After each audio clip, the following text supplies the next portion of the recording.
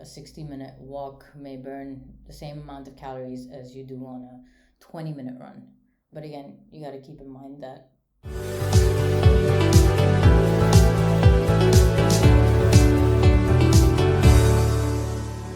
Hey guys, welcome back to It's Pretty Simple. I'm Nikita Kohli and I'm your host. It's Pretty Simple is a podcast where I try to simplify fat loss, fitness, nutrition into actionable tips and steps that you can actually use in your journey. So let's dive into today's topic. Today we're diving into something we should all be doing more of, and we know we should be doing more of, and that is walking.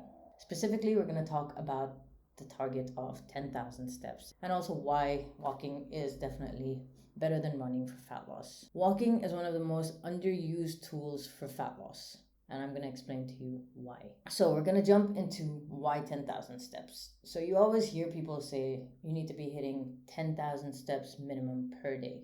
So the truth is that it's actually less about that number, 10,000 steps, and it's more about just getting up and moving. By putting that target of 10,000, the chances of you actually trying to achieve that target is more than just saying, go and walk more. You need to be walking enough throughout the day. So having a target always helps. So the reason why is because a lot of us spend most of our time sitting down, whether you're at a desk job, depending where you live. Like I know my clients who are in the Middle East, like they literally have to put in an effort to get their steps in. Even when I travel back home, I really have to work hard to try and get those steps in. It's not something that just happens through your day-to-day life. However, now that I live in Spain, I don't even check my step count because it's always crossing 10,000 steps per day. And that's just a difference in where you're living. So the focus on having that target is really good because then you automatically try to hit it and you automatically make the effort to get up and move more. We have desk jobs. We like to sit and watch Netflix. We drive from location to location. Again, maybe not everybody does that, but depending on where you live, it does happen a lot more, and so it's harder to hit your steps. The whole point is that most of us are not moving the way our bodies are made to move. Most of us are not moving as much as our ancestors used to move. And so now walking is considered an exercise to a lot of people, but I'd like to clarify one thing, that walking is not an exercise. So most of your calorie burn throughout the day comes through this thing called NEAT.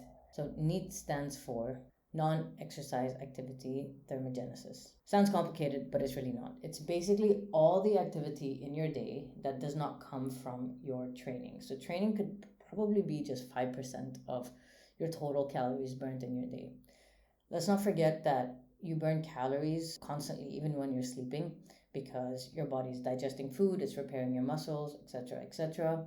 You are burning calories when you're sitting at a laptop and using your brain. Your brain burns a lot of calories. And the maximum amount of calories we burn is from day-to-day activities like walking, cleaning the house, cooking, just standing up, fidgeting even. All these things make up your NEAT activity, which is actually more important than your 5% of training, because the calories you burn in your training is such a small amount in comparison. So if you are barely moving throughout the day, and you have a desk job and you drive around in a car from one location to the other and there's barely any movement happening, and then you go into the gym and you do an intense workout, you're actually not getting any of the benefits as much as you would if you had a non-sedentary lifestyle, because gym workouts burn the fewest calories. And if you're doing strength training, if you've noticed, if you do have a smartwatch, which by the way is not accurate, but you will notice where you do a high intensity workout or you do a strength workout, you're going to be burning less calories with the strength workout, right? But that does not mean that you're not going to be getting results, because the purpose of the strength workout is to be building muscle. And if you're burning higher calories during your HIIT workout, when we do anything high intensity, your body is using glycogen, which is carbs, for energy. So it's not exactly going to be burning fat. So if you have a sedentary lifestyle and you're only relying on your one workout for an hour per day, you're actually going to take longer to get your results. So setting a goal for 10,000 steps is basically trying to keep your NEAT activity higher, therefore burning more calories throughout the day. And it's also going to stop you from falling into the sedentary lifestyle, making sure that you're moving enough. And it's a great way to obviously keep your metabolism high and running properly. So why might walking be better than running? So I know you're probably thinking that no, running is definitely better. Like I notice I burn a lot more calories, my heart rate goes higher when I run, and that you're losing fat in certain places. Yes, running is a great tool, and I personally hate it, but I still do it. You do burn a lot more calories, yes, and for me personally, I find that certain parts of my body do get into better shape when I run. However, it's not the best tool for burning fat, and it's not something you're going to do every single day, right? Whereas walking is something you can actually do every single day. However, I'd like to clarify that walking is not a workout, and it should be done in your day along with your 1 hour workout that you do. So while running burns more calories in less time, walking is actually going to be better for fat loss. And here are the reasons why. So number one, it burns more fat percentage wise. So when you're walking at a steady pace, your body is going to be burning more fat. So doing low intensity exercise such as walking is going to actually make your body burn more fat. And why is that? When we run, our body needs glycogen, which is carbs, as instant energy. However, when we're walking, our body taps more into the stored fat as energy because it doesn't need that instant energy because your heart rate is not going super high. So what kind of energy our body burns depends on our heart rate. So if your heart rate is going extremely high through running or any HIIT workouts, your body is instantly going to go for carbs. So when you see marathon runners, for example, they have these carb gels, energy gels. So it's basically carbs giving them the energy because they need the instant energy. So your body needs to process it instantly and use it. Whereas when you're walking at a steady pace, you're not going to need that instant energy. So your body is tapping into your fat stores. Number two, as I mentioned earlier, you can't exactly be running every single day of the week. One, it's very damaging for your joints. Two, it can also be mentally exhausting and physically exhausting, and you're gonna need longer to recover. Like, let's be real, running is tough on your body. Walking is not tough on your body. You could just put your headphones in, listen to a podcast, listen to music, and just get out for a walk. It's better for your joints and it's better for your health. And it's much more simpler to do, and you don't have to overthink it or base it on your recovery, and it's something you can just get up and go do every single day for 20-30 minutes. So the more consistent you are with your steps, the more consistent you are with your walking, you're going to start to see a bigger change happening with your results in terms of fat loss. Number three, lower cortisol production. Walking is a great way of meditation for some people. Walking is a great way to just calm your nerves. When we walk out in nature, we tend to get more calm, our cortisol levels go down, and it's just good on our body. Running, on the other hand, is adding stress to your body. So you're going to be increasing your cortisol levels during that time. And if you're not doing well with your food, and if you're running too much or you're doing too many high intensity workouts, you're going to end up storing fat. So the higher cortisol levels are, the more fat you're going to store over time. Walking is low intensity and it is stress relieving. Like, there's tons of studies out there that show the correlation between walking and lowered cortisol levels and less stress. Like, for me personally, when I feel super overwhelmed, I just like to get out and walk, and I feel so much better with a more clear mind when I come back and sit at my desk to work. But in general, like, being out in nature for a walk, like, hikes exist for a reason, like, you go out in nature, you walk, you calm down, it's stress relieving, and so it helps keep your cortisol levels in check, which means that you're not going to be storing fat later on. Again, this is not me saying don't run. I think running is a very important thing to do to keep your heart healthy and your lungs healthy and your fitness level up. But if you're using running as a tool for fat loss, then I would reconsider and continue running, but not as often, and not put it in your head that it's for fat loss. And finally, longer duration means more calories burned. Have you ever noticed that if you go out for a 60-minute brisk walk, that you end up burning quite a few calories? Or if you're on vacation in Europe and you spent your entire day walking and you look at your smartwatch and it tells you that you've had more active calories burnt than you normally do back home, even though you're going to the gym for an hour a day? Well, it's because it's easy to do when you're on vacation. You don't realize how much you're walking, and the longer period that you do it, the more calories you're burning. So you're more likely to collect more calories burned. Again, these watches are not accurate, but it's just to give you an idea. If it's something you do have, that you do monitor and you do look at, that you will start to see the difference. Also, you might notice that a 60-minute walk may burn the same amount of calories as you do on a 20-minute run. But again, you got to keep in mind that when you're on your 20-minute run, your body is using your carbs, glycogen, for energy. Whereas when you're walking, your body's using fat storages for energy, which means that you are going to actually see more fat loss from it. So what does the research say?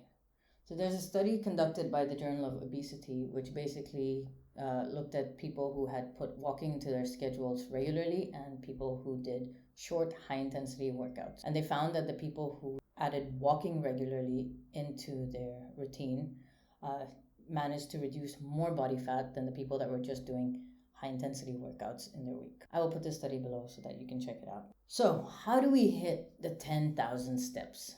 As I mentioned, if you are living in a hot country, if you're living in the Middle East, or you are living in a city where you usually have to transport by car everywhere and you don't have the opportunity to get on a bicycle, to get on your feet and just walk, how do we hit those steps? So these are going to sound pretty simple, and they actually are, but I find like a lot of people just don't do it. One is park further away. I'm pretty sure a lot of you are guilty of spending more time in the car park of a mall or outside the grocery store looking for the closest parking than actually parking far away and walking.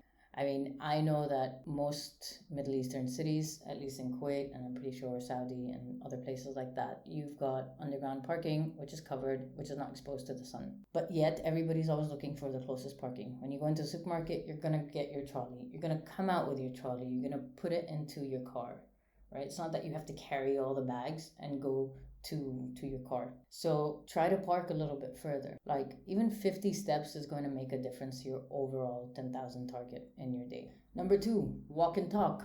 I love doing that. Every time I have any coaching calls, I usually like to just pace around at home and I get my steps through there, especially if I know that I have a lot of calls on the day and I'm not going to be going out for a walk later, or I know for a fact my steps are going to be less. I like to walk and talk. You end up getting your steps in, like you could be hitting an extra 200, 300 depending on the amount of calls you have. So even if you're at work and you have the opportunity to get up from your desk and walk while you're having your calls, do that. The best part about it is you're multitasking. You're not even going to realize that you are putting in that effort to walk because you're doing something else. Third, mini walk breaks. A lot of my clients do this and they found it super, super helpful also for their minds. So if you're sitting at a desk and you have a desk job and you've been working for an hour, you're going to start to notice that your productivity after the hour is also starting to go down in terms of your focus. So one of the best things to do is set a timer, work for an hour, get up, take a walk, come back and sit down. Obviously, I know it depends on where you work, but most of the time you could just like go to the bathroom or something. Just get up, walk, and come back. So set these timings for you. Like I said, it's also good for your focus. Another thing as well I find is like if we're sitting down for so long, we start to feel it in our joints. Like for me, I had just gone on a vacation and I lived on a boat. So living on the boat meant not walking as much. Yes, when we were not on the boat, we were climbing, but it was a very short walk to the walls and then we're climbing up the walls. And I realized after that 1 week, when I was on the plane coming back, I had this stabbing pain in my knees. And I used to have this pain many years ago before I started training.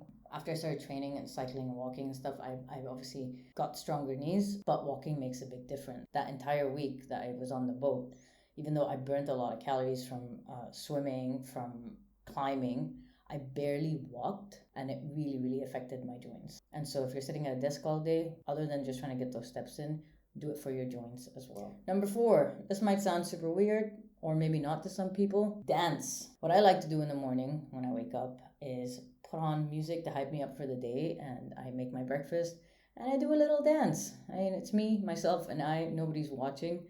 And it's fun. It's fun. Just get your body moving in the morning, and it's a great way to have energy for the rest of the day as well.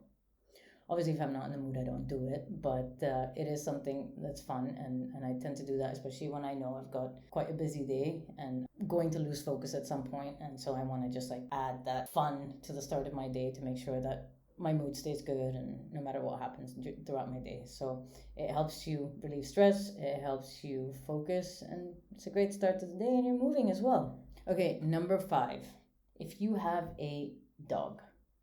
Now, I'm gonna say it, I've seen this in Kuwait in the evenings when I go out for my walks. A lot of you have dogs and you don't walk your dog yourself. I always see the driver or the help from home walking the dogs. Why? You have a dog, you have a pet. Take advantage of the fact that your pet needs to be taken out. I mean, the dog needs a walk, right? It needs to go pee, it needs to go poop, and it needs exercise. So while your dog is exercising, take a walk with it. I just don't get the whole thing of having a dog and just to have it home to cuddle and play with, but you're not actually taking the responsibility to take the dog out for a walk.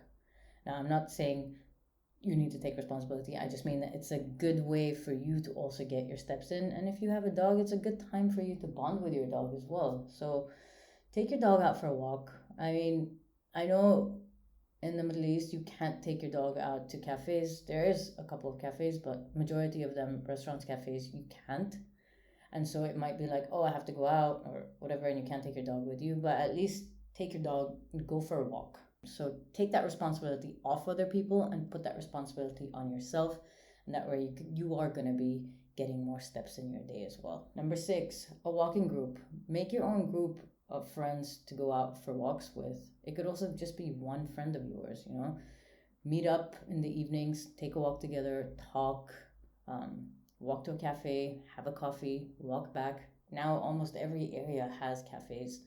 Every area has your supermarket, so do it together.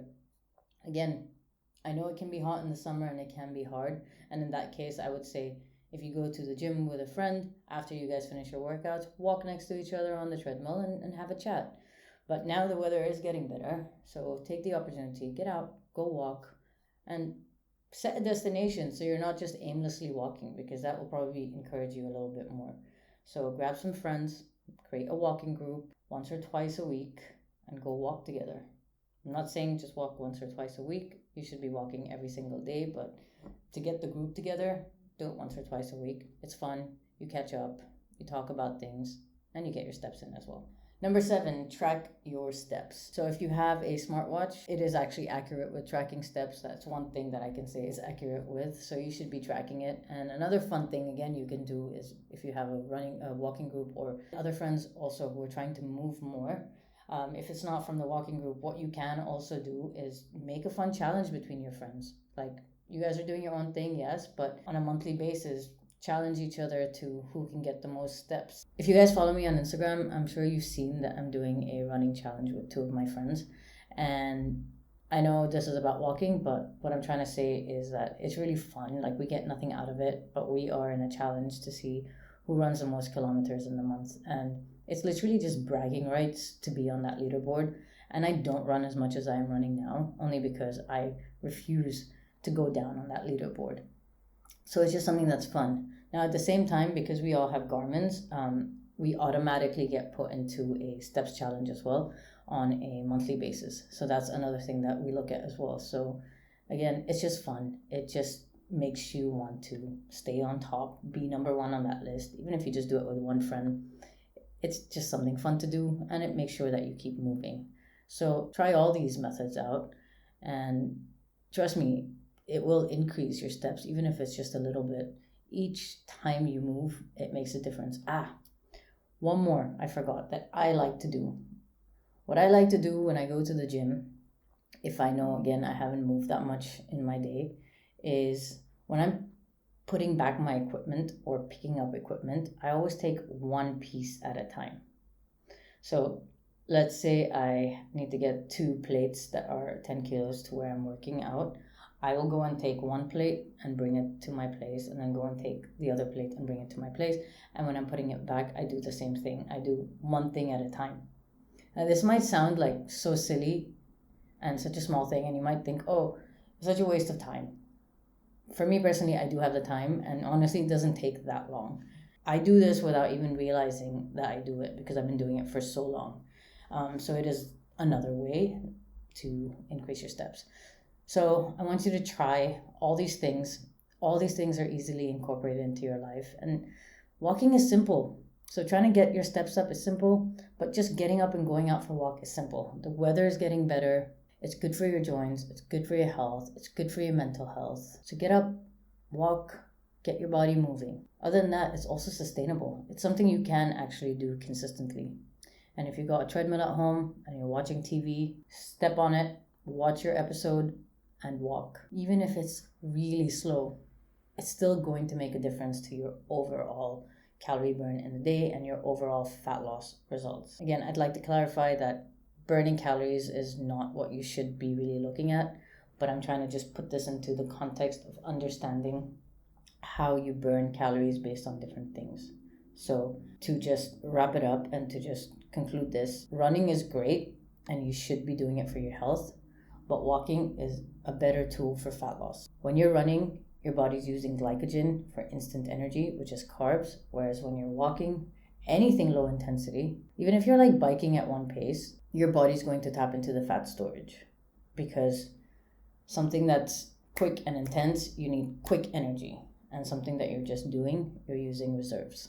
So it's not about hitting that 10,000 steps target. That number is given because it's just easier for us to have a visual of, okay, this is a number I need to hit. But in general, it's just about getting your NEAT activity higher and getting your body moving more and just walking more. You can break up your 10,000 steps throughout the day with different things. You can use all these different methods that I've given you. They're all pretty simple and they're really easy to be incorporating into your life. You just do little things here and there and let them add up. Of course, going out for a 30-minute walk does have benefits. Going out for a 60-minute walk does have benefits. And if you do have the chance to add that into your routine consistently every day, try to do it. It's going to help massively. So now that autumn is here, winter is coming, no more excuses. Let's get up, get those shoes on, get out in the evening, go for a walk, and start seeing changes actually happening towards you reaching your fat loss goals. Thanks for tuning in to It's Pretty Simple today, guys. If you like this episode, please make sure to hit like, share it with somebody who's going to find it useful, and I would really appreciate if you are listening on whichever platform, make sure to hit follow or subscribe. It really helps. And if you do want to be coached by me one-on-one, I'm going to put the application form in the show notes as well. Thanks, guys, for tuning in, and I will see you next week. Stay healthy, stay fit, stay strong, and make sure you go and get those steps.